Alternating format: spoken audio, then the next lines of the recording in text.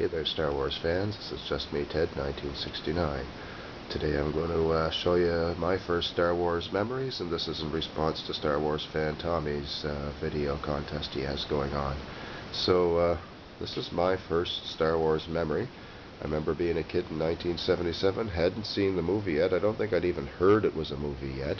And I was in the Kmart store, waiting for my parents to do their shopping thing, and saw this Star Wars comic. Now, at the time, I used to play with this thing called the Micronauts, and some of you may or may not know what those are. They were pretty cool toys, grandfathers of the Transformers. Anyway, they were by Mego, pretty cool company. So, yeah, I first saw this and kind of thought, wow, it's like a Micronauts knockoff. Well, the Micronauts may have come out first, but I don't think they ever had the impact that Star Wars has had.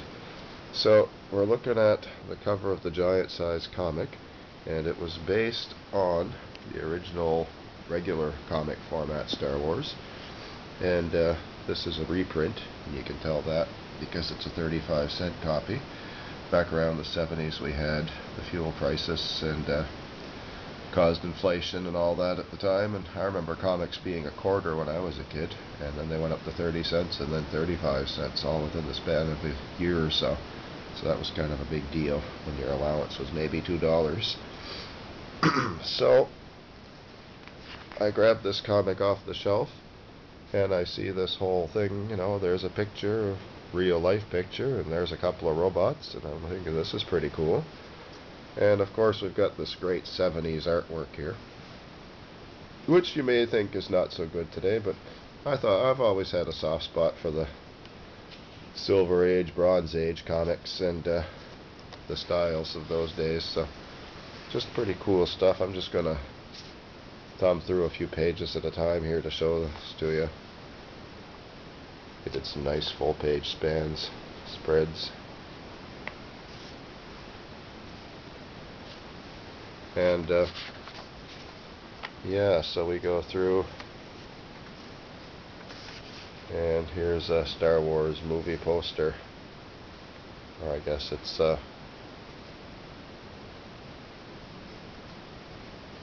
yeah, so there's that, and some more stills here. Cantina scene, and the back cover also looked pretty cool.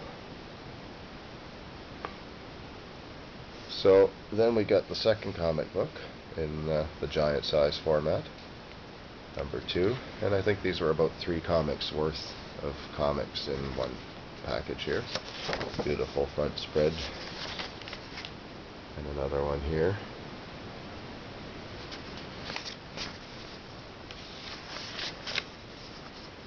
So this one kind of covers their escape from the Death Star.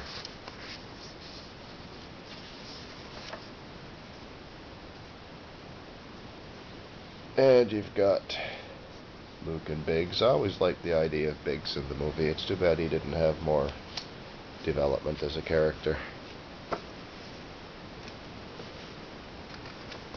And so we've got this cool comic, and there's the back cover of this one.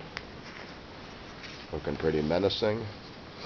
Some more picture of Sir Alec and George, probably in Tunisia. There was a nice actual movie poster in here somewhere I want it to kind of show. Here it is. So you've got the actual Star Wars movie poster here. Kind of a pin-up, a clip out. So yeah, when I was a kid in Campbellton, New Brunswick, I got to the theater once or twice to see Star Wars when it first came out. Probably only the once, actually, because when you're 7 years old you don't have a lot of money of your own, or at least in those days you didn't, and so you had to go buy the comics after you drooled over it in the theaters. So later on, after I got that, my older brother picked me up this Art of Star Wars, and this had the complete script of the film, and it also had a lot of the art by Ralph McQuarrie for the concepts and development of the storyboards and that sort of thing. So hopefully this picks it up well. We see a lot of the main characters here.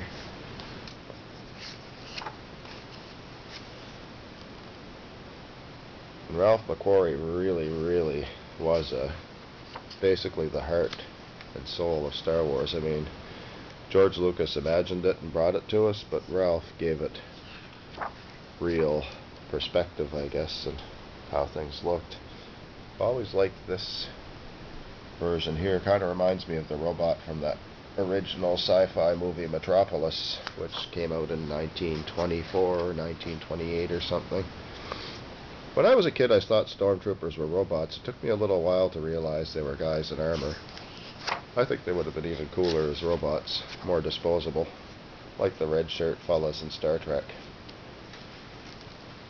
And it was the 70s, so Princess Leia had to look kind of like a sex pot. So yeah, this was a pretty cool book, mostly script, lots of nice artwork in here. And this kind of is what kept me going. I mean, we didn't even have VHS. I guess it was out, but only the richest families would have had it. And I don't think Star Wars had been released on VHS for quite a while into the 80s, maybe. And so yeah, there just wasn't a lot of ways to see Star Wars for years after it came out. It was re-released in the theaters in 78, I believe, or 79. And then, of course, the Empire Strikes Back came out in 80, and in 83 we had Return of the Jedi. But up till then, there really was, if you hadn't seen it in the theater, that was comic books or books like this or nothing for a kid. And I remember taking cardboard boxes and making my own droids and making my own scenes with action figures and little dioramas and such. And I imagine if this cat had been around then, she would have been trying to help me too. And then, of course, they just have like a lot of different... There was a section of kids' art and interpretations of Star Wars. There was sections of newspaper cartoons. A little bit of political stuff of the day. Some other options. Dennis the Menace, another good childhood memory there. Different poster concept arts. Different posters from different parts of the world. This was like a favorite book of mine. If I ever had a fire in here, this is like something I'd try and grab on the way out the door, definitely. So anyway, that's my Star Wars memories, and I hope you enjoyed sharing them with me. And yeah, like I say, I read the comics before I saw the movie, and I was super stoked to see the movie by then.